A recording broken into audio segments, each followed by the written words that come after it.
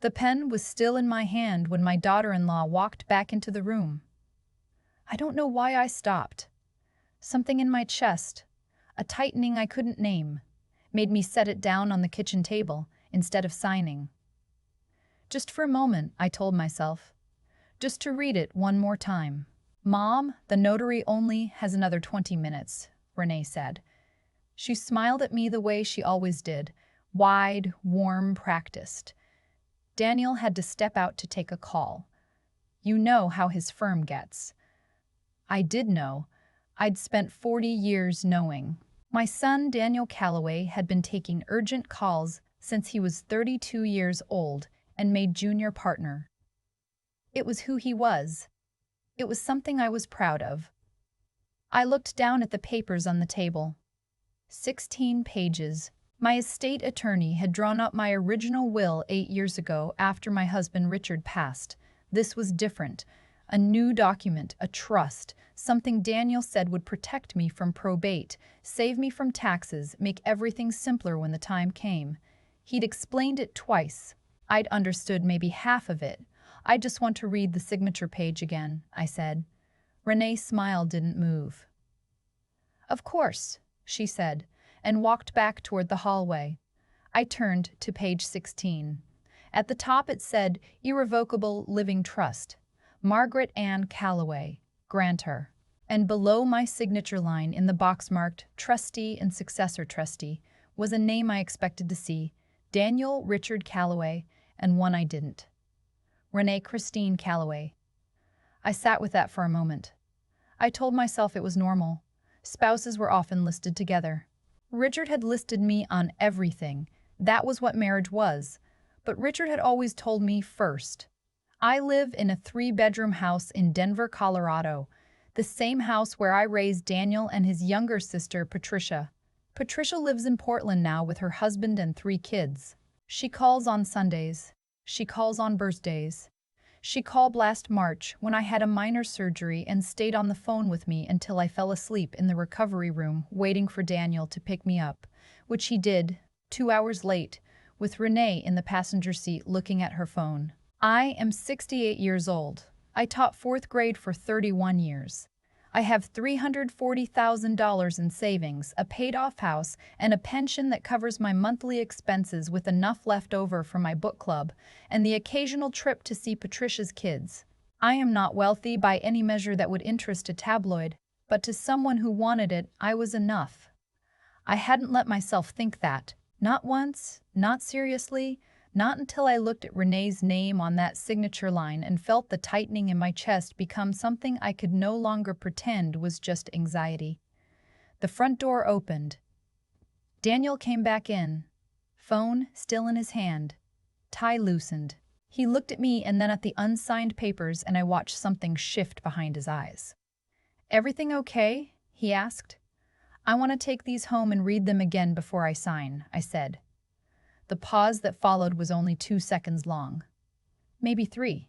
But I have known my son for 44 years, and I have learned to read him the way only a mother can, the way you learn to read someone whose face you watched before they knew how to hide things. And in those 2 or 3 seconds, I saw something I had never seen there before. Not frustration, not impatience, something colder than that. Mom, he said, and his voice was the careful voice, the reasonable one. We've been over this 3 times. The trust is standard. Henderson's office drafted it. You've met Henderson. I know I have. I'd still like to take it home. Another pause. Then the smile came back. Of course, he said. Take all the time you need. He picked up the papers and handed them to me, and his hand was steady. And I took them and put them in my purse, and we had coffee, and Renee talked about her sister's new baby, and I laughed in the right places. And when Daniel dropped me off at my house that evening, he hugged me at the door the way he always did, and I hugged him back, and I told him I loved him because I do. I do love him. I have never once stopped loving him. And that is the hardest part of everything that came after. I called Patricia that night. He's been under a lot of pressure, she said when I told her about the papers. The firm restructured last year. Renee mentioned they had some debt from the kitchen renovation. Patricia. I'm not saying it's nothing. I'm just saying there might be a simple explanation. Renee's name is listed as co-trustee. I didn't know that was coming. He never mentioned it. Silence on the line. Then send me the documents. I photographed every page with my phone and sent them to her email. Patricia called back 40 minutes later. Her voice was quieter. There's a provision on page 11, she said. If you're ever deemed, and this is their word, cognitively incapacitated, the trustee gains full discretionary authority over all trust assets. No court approval required. I sat down on my bed. That's probably standard, I said, because some part of me was still trying.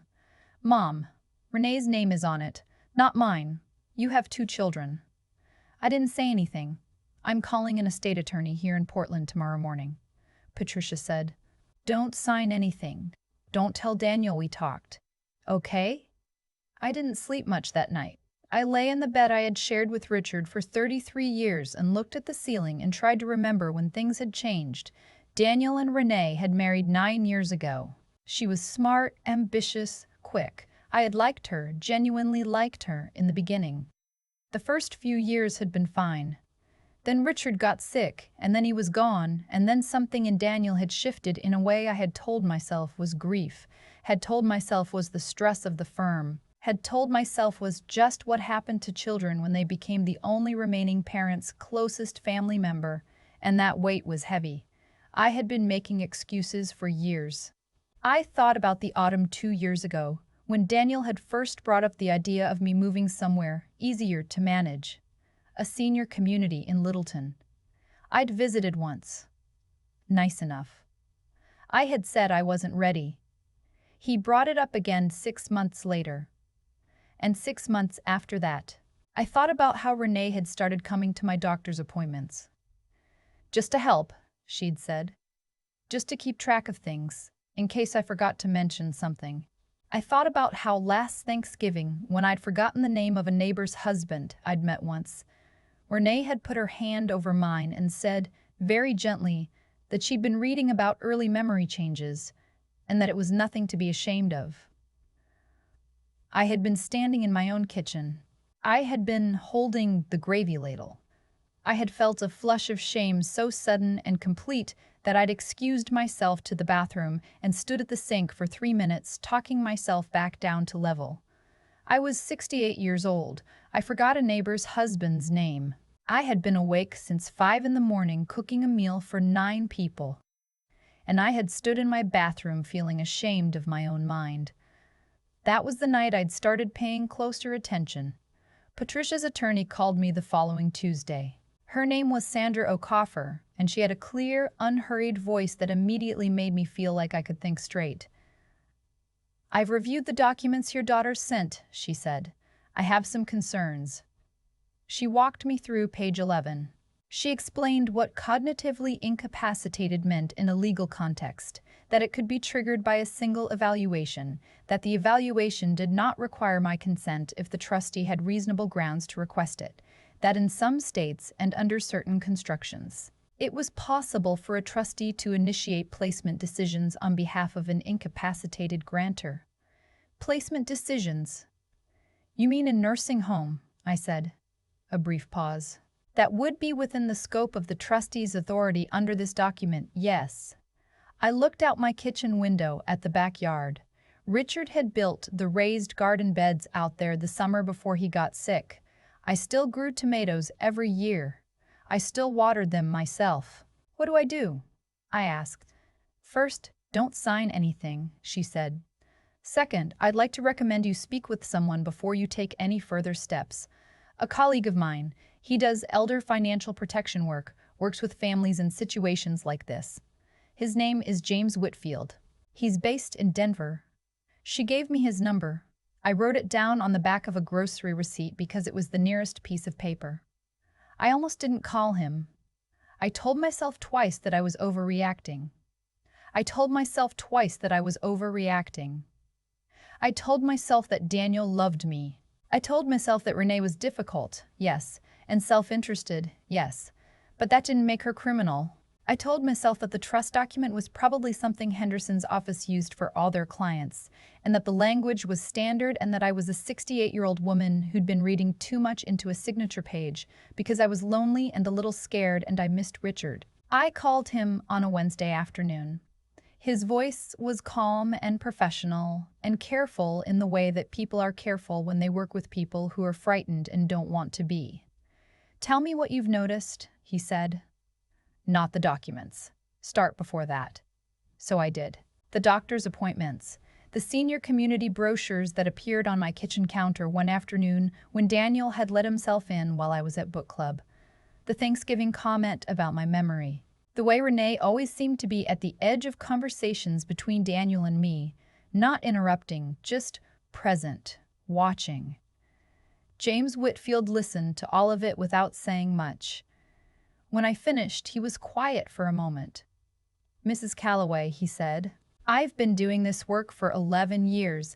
What you're describing has a name. It's called undue influence. And paired with a document structured the way this one is, I want to be honest with you, this is serious enough that I'd like to meet with you in person." We met that Friday at a coffee shop near the Capitol building. He was younger than I'd expected, mid-40s, with a quiet manner that reminded me of the school counselors I'd worked alongside for decades, people who had learned to hold difficult information without letting it flood the room. He brought a colleague. Her name was Diane Foster, and she worked for the Colorado Adult Protective Services Financial Exploitation Unit. "We've been looking at several cases involving the firm your son uses," Diane said. "Henderson and Associates, 3 other families in the Denver metro area over the past 2 years. All of them older adults, all of them with trust structured similarly to yours, all of them with the same cognitive incapacity provision." My coffee cup was in both hands. I made sure to keep them steady. "Are you saying my son is part of something larger?" I asked. "We're saying that the structure of this document matches a pattern," James said carefully. "We don't know yet what Daniel knew or didn't know. That's what an investigation determines. What we're concerned about right now is your safety and your assets." "He's my son," I said. "I know," said James. And he said it without dismissal, without the particular gentleness that feels like condescension. He just said it like it was a true thing that didn't make any of the rest of it less true. The following week was the longest of my life. James and Diane walked me through what they needed from me. My financial records, the trust documents, notes on conversations I could remember. I gave them everything. Each night, I went home to my house and watered Richard's tomato beds and sat at the kitchen table where I had almost signed my life over and tried to hold 2 things at once: the son I knew and the thing he had been willing to do. I kept coming back to the kitchen renovation. Patricia had mentioned it, debt from a kitchen renovation. I looked up the costs of the kind of kitchen renovation Renee had documented on her social media account. The waterfall countertops, the imported tile, the custom cabinetry. It was more than I'd ever spent on anything in my life except the house itself. I thought about pressure. I thought about Renee, who was not a stupid woman, who had seen a problem and identified a solution and worked carefully and patiently toward it. I thought about Daniel, my son, who I believed and still believe had loved me once without any calculation behind it, and had let himself be slowly persuaded that what was happening was helping me, was protecting me, was just making things simpler. I thought about the raised beds in the backyard. I thought about standing at the sink on Thanksgiving, ashamed of my own mind. On a Thursday evening in April, James called me. "We're moving forward tomorrow," he said. "I want you to know before it happens. There will likely be people at Daniel's office in the morning. I wanted you to hear it from me, not from the news or a phone call." I stood at my kitchen window for a long time after we hung up. I did not call Daniel. I had stopped calling Daniel 3 weeks earlier when James had gently suggested that it was better if I didn't, and I had agreed. And each day I had picked up my phone and set it down again and felt the specific grief of missing someone who was still alive and had not yet fully understood what they had done. Daniel called me the next afternoon from a number I didn't recognize. His voice was different. Quieter. The careful voice was gone. "Mom," he said, "I need you to know. The trust was Renee's idea. The whole structure. Henderson is her family's attorney. I didn't know there was a pattern. I didn't know about the other families. She said it was protecting you. She said it was the responsible thing to do." I sat down. "She said you were forgetting things," he said. "She said she was worried. And I—" His voice broke, just slightly. "I let her tell me what to see. I stopped looking for myself." There was a long silence. "The tomatoes are coming up," I said finally. "The ones in the back bed. I planted them 2 weeks ago. They're doing fine." He was quiet on the other end of the line. I could hear him breathing. "Mom, I'm sorry." "I know you are," I said. "I know you are," I said. "I know." Renee was charged. Henderson and 2 associates from his firm were charged. Daniel was not in the end, though he sat across from an investigator for 6 hours and answered every question, and I was told that his cooperation had been thorough and unconditional. I don't know everything that was said in that room. I don't think I need to. One of the other families was a couple in their 70s from Arvada. The husband had already been placed in a memory care facility under a similar trust arrangement. He was home by June. His wife called me once to thank me. I told her I hadn't done very much. She told me that the people who do the most important things usually say that. I kept the house. I kept the garden. I had Sandra O'Coffer draw up a new will, clean and simple, with Patricia and Daniel listed equally, with an independent attorney named as the administrator. Daniel comes to dinner sometimes, on Sundays. He comes alone now. We don't talk about Renee. We talk about Patricia's kids, and the firm he's moved to, smaller and quieter, and the tomatoes, and what Richard would have thought about all of it.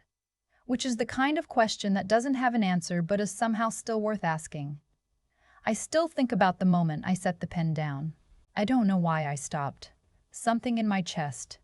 A tightening I couldn't name. Richard used to say that the body knows things before the mind admits them. He was a quiet man, Richard, and careful with his words. And I think about him every day. But I think about that particular thing he said more than almost anything else now. The body knows. I was sitting in my own kitchen with a pen in my hand, and something in me said, "Not yet," and I listened. I think about the other women who didn't. The ones who signed before the tightening came, or who felt it and told themselves it was nothing, or who had no one to call, no Sandra O'Coffer, no James Whitfield, no Patricia answering on the second ring. I think about the husband in Arvada who spent 4 months in a facility he didn't need to be in while his wife sat in their house alone and didn't know why. If you're listening to this and something feels wrong, not dramatically wrong, not obvious, just off, just a tightening you can't quite name, I want you to hear this clearly. You are allowed to set the pen down. You are allowed to take the papers home. You are allowed to call your other daughter, your friend from work, the attorney whose card you kept in your desk drawer for 3 years because you weren't sure you'd ever need it. You are allowed to say, "I'd like to read this one more time," to someone who is standing there counting the minutes and hoping you won't. Your instincts are not symptoms. Your caution is not confusion. Your hesitation is not something to be ashamed of. It is the most important thing you have. To Richard, who taught me that, and to Patricia, who picked up the phone. Did this story stay with you? If someone you love is getting older, share this with them. Not to frighten them, but because the people who are hardest to protect are the ones who trust too completely. Leave a comment and tell me, have you ever felt that moment? That small, quiet, not yet before something big? I'd love to hear from you. And if this is your first time here at Twisted LMR Stories, welcome. There are more stories waiting for you, and every single one of them is worth your time.